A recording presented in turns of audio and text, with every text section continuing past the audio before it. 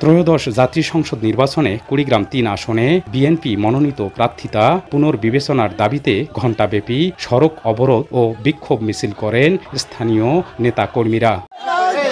বৃহস্পতিবার দুপুরে উলিপুর উপজেলা শহরে কুড়িগ্রাম চিলমারি সড়ক অবরোধ করে এ বিক্ষোভ করা হয়। এ সময় ব্যানার ফেস্টুন হাতে কয়েকশো নেতাকর্মী বিএনপির মনোনীত প্রার্থী তাসফির উল ইসলামের মনোনয়ন বাতিলের দাবিতে স্লোগান দেন। উদ্বোধন নেতারা যারা তাকে মনোনয়ন দিয়েছেন তিনি হলেন আওয়ামী লীগের লোক, তিনি হলেন জাতীয় পার্টির লোক, তিনি ৯৬ সালে হরিণ মার্কা নিয়ে নির্বাচন করেছিলেন।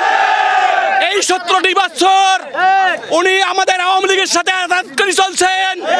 ওনার নামে কোনো মামলা হয় নাই, উনি কোনো জেল খাটে নাই, উনি ফ্যাসিবাদদের সাথে এখনো লিয়াজ করে চলতেছেন। এই ওনাকে মনোনয়ন দিলে আমরা উলিপুরবাসী মানব না। যারা রাজপথে থাকেন নাই, কাজ করেন নাই, তাদেরকে নমিনেশন দেওয়া হয়েছে।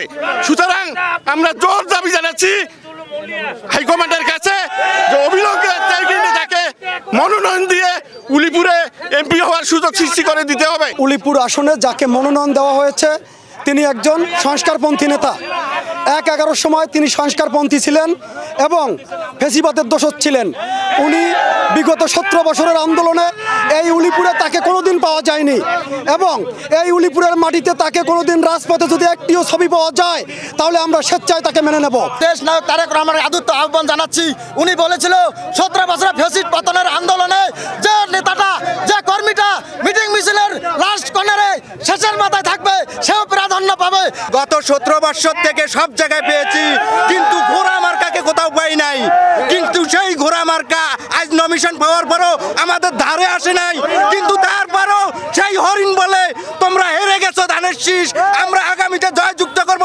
কিন্তু কঠোর পরিস্থিতি আমরা ঘোষণা করলাম।